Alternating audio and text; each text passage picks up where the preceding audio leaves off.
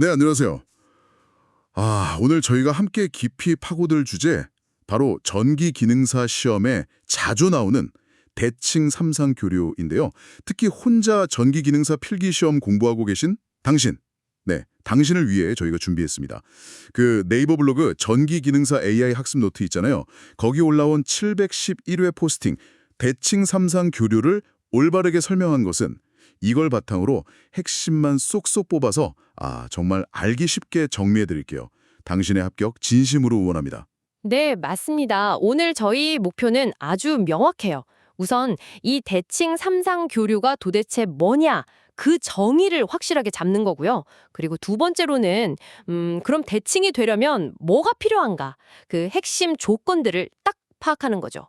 마지막으로 이걸 알아야 문제를 풀잖아요. 그 블로그 문제처럼 실제 기출 문제를 어떻게 분석하고 답을 딱 찾아내는지 그 과정까지 익히는 겁니다. 그냥 외우는 게 아니라 이게 왜 중요하구나 이걸 깨닫는 시간이 될 거예요. 좋습니다. 그럼 바로 본론으로 들어가 볼까요? 그 블로그 포스팅 보니까 대칭 삼상 교류? 이게 우리 쓰는 전력 시스템에서 엄청 중요하다고 하더라고요. 뭐랄까 우리가 매일 쓰는 전기, 특히 공장이나 큰 건물 같은 데서 쓰는 그 방식이랑 아주 관련이 깊은 것 같아요. 그리고 그 문제 선택지들을 보니까 크기, 주파수, 상차, 위상차라고도 하죠. 이런 단어들이 계속 나와요. 네, 이게 딱 봐도 핵심 키워드 같은데 이 개념들부터 확실히 잡고 가야겠죠? 정확히 고셨습니다.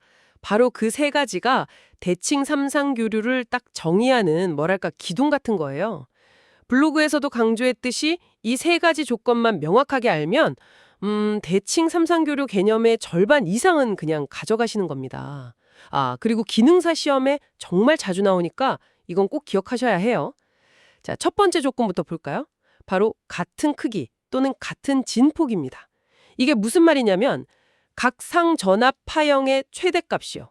그러니까 전압이 제일 높이 올라가는 그 지점값이 세 상 모두 똑같아야 한다는 거예요. 예를 들어 A상, B상, C상 이렇게 세 개 전압이 있다면 그 높이가 전부 같아야 진짜 대칭인 거죠. 하나라도 크거나 작으면 안 됩니다. 단위는 보통 V, 볼트겠죠? 두 번째 조건은 같은 주파수입니다. 네, 세상 전압 모두 주파수가 똑같아야 해요. 주파수라는 게 전기가 1초에 플러스랑 마이너스 사이를 몇 번이나 왔다 갔다 하냐 이걸 나타내는 건데 이 진동 횟수까지 세상이 완전히 같아야 합니다. 우리나라 표준 주파수가 60Hz잖아요. 그럼 A, B, C 세상 모두 1초에 정확히 60번씩 똑같이 진동해야 이게 대칭 조건에 맞는 거예요. 주파수가 다르면 서로 막 엇박자나고 시스템 전체에 문제가 생길 수 있어요. 크기랑 주파수가 같아야 한다는 건 네, 이해가 되네요. 근데 그 세 번째 조건, 위상차는 이게 조금 더 설명이 필요할 것 같아요. 블로그에서도 이 부분이 좀 중요하다고 하는 것 같은데 정확히 무슨 뜻인가요? 네, 맞아요. 이 세 번째 조건, 대기십도 위상차. 이게 대칭 삼상 교류의 가장 독특하고 중요한 특징입니다. 위상이라는 건요, 각 전압파형이 이렇게 변하는 주기를 기준으로 봤을 때 얘가 어느 시점에서 시작하냐, 뭐 그런 위치값이라고 생각하시면 쉬워요. 그럼 위상차는 뭐냐? 그 시작점들이 서로 얼마나 떨어져 있냐? 이걸 의미하는 거고요. 대칭 삼상 교류에서는 이 세 개 전압파형이 서로 정확히 120도씩 차이를 두고 시작해야 합니다. 이게 약속이에요. 예를 들어서 A상 전압이 0도에서 시작한다고 치면 B상 전압은 A상보다 120도 늦게 시작하고요. C상 전압은 또 B상보다 120도 늦게. 그러니까 A상보다는 총 240도 늦게 시작하는 거죠. 뭐 360도에서 120도 빼면 240도니까요. 그 블로그에서 달리기 비율을 들었잖아요. 그걸 좀 더 자세히 설명해 보면 원형 트랙, 360도짜리 트랙을 3명이 같은 속도, 즉 같은 주파수로 달린다고 생각해 보세요.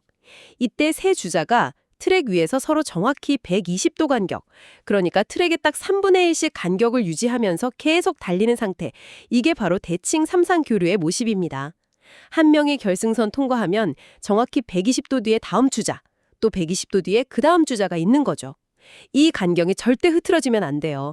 일정하게 유지되는 게 핵심입니다. 아하, 그러니까 120도라는 게 그냥 숫자가 아니었네요. 세 개의 상이 서로 딱 균형을 이루면서 전체 시스템이 안정적으로 돌아가게 하는 뭐랄까 핵심적인 약속 같은 거군요. 크기, 주파수, 그리고 120도 위상차. 네, 이 세 가지 꼭 기억해야겠습니다. 그럼 이제 이 개념을 가지고 블로그에 나왔던 그 7101의 기출문제 한번 풀어볼까요? 대칭 삼상교류를 올바르게 설명한 것은 이거요. 사실 독학하시는 분들이 제일 힘들어하는 게 배운 걸 문제에 딱 적용하는 거잖아요. 이번에 확실히 감을 잡아보면 좋겠어요. 아, 좋은 생각입니다. 배운 걸 바로 문제에 적용해 보는 것만큼 좋은 공부가 없죠. 자, 선택지 하나씩 뜯어봅시다. 우리가 방금 확인한 핵심 조건 3가지, 그거 기준으로 보면 돼요. 네, 먼저 1번 선택지. 삼상의 크기 및 주파수가 같고 상차가 60도의 간격을 가진 교류. 크기랑 주파수가 같다는 건 맞는데 상차가 60도라고 되어 있네요. 방금 120도라고 했는데 이건 아니죠. 그렇죠. 120도가 핵심인데 60도라고 했으니 이건 대칭 삼상교류가 아닙니다. 1번은 틀렸고요. 2번은 삼상의 크기 및 주파수가 각각 다르고 상차가 60도의 간격을 가진 교류. 이건 뭐? 크기, 주파수, 상차 다 틀렸네요. 그죠. 대칭의 기본 조건 자체가 다 무너진 것 같은데요. 네, 맞습니다. 크기랑 주파수는 같아야 하고 위상차는 120도여야 하니까 2번은 뭐 볼 것도 없이 틀렸죠. 모든 조건에 다 만족 못해요. 그럼 4번도 맞아볼게요.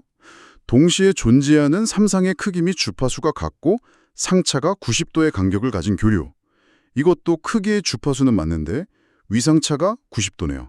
아까 120도라고 했으니까 이것도 틀린 거고요. 정확합니다. 60도든 90도든 120도가 아니면 대칭 삼상교류가 아니에요. 오답들이 보통 이렇게 핵심 조건 중 하나를 슬쩍 바꿔놓거든요. 그러니까 3가지 조건만 확실히 알면 헷갈리지 않고 딱 걸러낼 수 있습니다. 아하. 그렇다면 정답은 남은 3번. 동시에 존재하는 삼상의 크기 및 주파수가 같고 상차가 120도의 간격을 가진 교류. 이게 확실하네요. 우리가 배운 3가지 조건, 같은 크기, 같은 주파수, 120도 외상차. 이걸 모두 정확하게 담고 있어요. 네, 정답입니다. 보세요.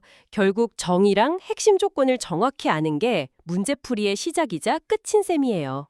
전기 기능사 시험에서는 이런 기본적인 정의를 묻는 문제가 꾸준히 나오니까 개념을 확실하게 다져두는 게 정말 중요합니다. 그 블로그에서는 이 개념을 눈으로 좀 더 쉽게 이해하라고 그래프나 벡터도 그림 같은 것도 언급하던데요. 저희는 지금 소리로만 전달하지만 한번 상상해보면 좋을 것 같아요. 예를 들어 사인파 그래프면 똑같이 생긴 파동 3개가 이렇게 시간축을 따라 흘러가는데 시작점만 서로 120도씩 딱딱 어긋나 있는 그런 모습이겠죠? 그렇죠. 그리고 벡터도로 보면 사실 더 확 와닿을 수 있어요.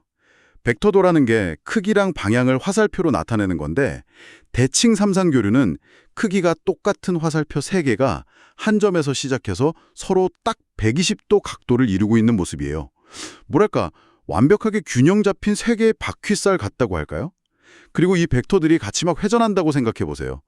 각 벡터의 순간적인 값은 계속 변하겠지만 신기하게도 이 세 벡터가 합쳐졌을 때의 전체적인 힘은 아주 안정적이고 일정하게 유지가 됩니다. 아, 그 안정적이라는 점, 그게 중요할 것 같은데요. 그냥 정의만 외우는 게 아니라 왜 우리가 이 대칭 삼상교류 방식을 이렇게 널리 쓰는지 그 이유, 장점 같은 걸 아는 것도 중요할 것 같아요. 블로그에서도 장점 몇 가지 얘기했었죠. 네, 맞아요. 이게 왜 요즘 전력 시스템에 거의 표준처럼 쓰이는지 그 이유를 아는 게 중요하죠. 블로그에서 언급한 주요 장점들을 조금만 더 파고 들어볼까요? 첫째는 효율적인 전력 전송입니다. 이게 무슨 말이냐면 우리가 집에서 보통 쓰는 단상교류 있잖아요. 전선 2가닥 쓰는 거. 그거에 비해서 같은 굵기의 전선으로 약 1.73배, 그러니까 루트 3배 정도 더 많은 전력을 보낼 수 있어요. 전기를 멀리 보낼 때 손실되는 전력, 그게 주로 열로 나가는데 그게 전류의 제곱에 비례하거든요. 근데 삼상 방식은 같은 전력을 보낼 때 각 선에 흐르는 전류를 줄일 수 있어서 전력 손실을 확 줄여줍니다. 발전소에서 우리 집까지 오는 동안 손실을 최소화하는 데 아주 결정적인 역할을 하는 거죠. 아, 그리고 삼상 전력을 쓰는 모터, 전동기라고 하죠. 이게 구조는 비교적 간단한데 힘도 좋고 효율도 높아요. 공장에 있는 큰 기계들이 막 힘차게 돌아가는 비결 중 하나입니다. 와, 같은 전선으로 전력은 더 많이 보내고 손실은 줄인다니. 이건 뭐 경제적으로도 엄청 유리하겠네요. 두 번째 장점은 뭐였죠? 두 번째는 균형 잡힌 부하 분산입니다. 전력을 쓰는 기기들, 그걸 부하라고 하잖아요. 이걸 3개 이상의 골고루 나눠서 연결하기 때문에 어느 한 상에만 막 부담이 쏠리는 걸 막아줘요. 만약에 한 상에만 부하가 몰리면 전압이 떨어지거나 불안정해지고 설비에도 무리가 가거든요. 근데 삼상 방식은 부하를 착착 분산시켜서 전체 전력 시스템을 안정적으로 유지하는 데 큰 도움을 줍니다. 이게 바로 아까 말한 120도 위상차 덕분에 가능한 거예요. 각 상이 순서대로 최대 전력을 공급하면서 전체적으로는 일정한 전력을 유지하게 되거든요. 아, 시스템 전체가 안정적으로 돌아가게 해준다. 그렇군요. 마지막 세 번째 장점은요? 세 번째는 높은 전력 밀도예요.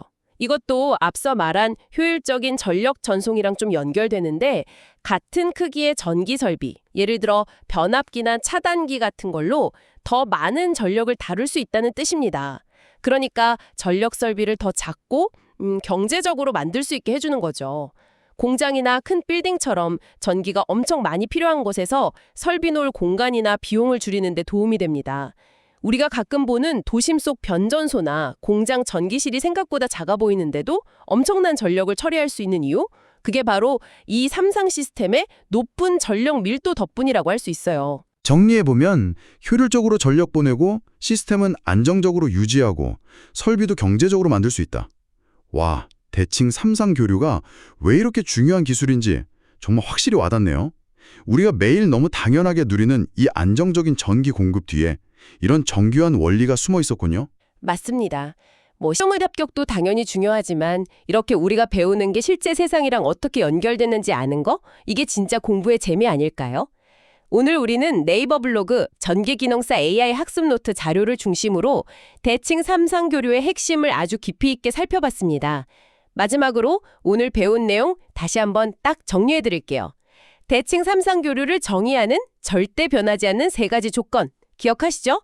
바로 같은 크기, 최대값, 같은 주파수, 그리고 서로 120도의 일정한 위상차.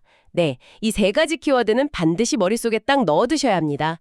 시험장에서 문제 딱 만났을 때 이 조건들을 기준으로 선택지를 보면 정답 찾는 데 정말 큰 도움이 될 거예요. 네, 오늘 저희가 나눈 이야기들이 당신의 전기 기능사 학습 여정에 아주 든든한 디딤돌이 되었기를 바랍니다. 특히 혼자 공부하시면서 이 부분 좀 어렵다 하고 막막하셨다면 오늘 내용이 그 막힌 부분을 시원하게 뚫어주는 그런 계기가 되었으면 정말 좋겠어요.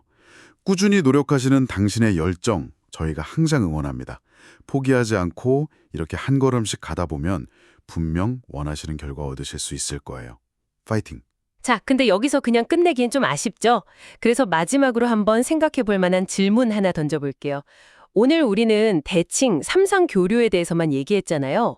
그럼 만약에요, 이 3가지 조건, 크기, 주파수, 120도 위상차 중에서 뭐 하나라도 틀어주면 어떻게 될까요?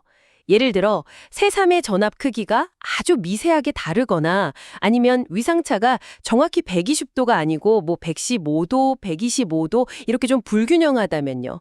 이런 상태를 비대칭 또는 불평형 삼상 교류라고 부르는데요. 이 비대칭 상태는 실제 전력 시스템에서 여러 가지 문제를 일으킬 수 있습니다.